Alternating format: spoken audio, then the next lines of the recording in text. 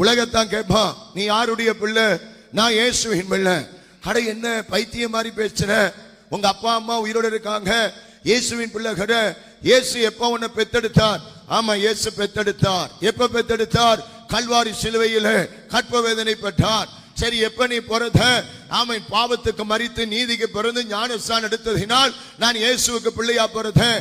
சர்ரா, அப்ப உங்க அப்பாவுக்கு பிறந்தா உங்க அப்பா ரத்தம் தாண்டா உங்ககிட்ட இருக்கும்.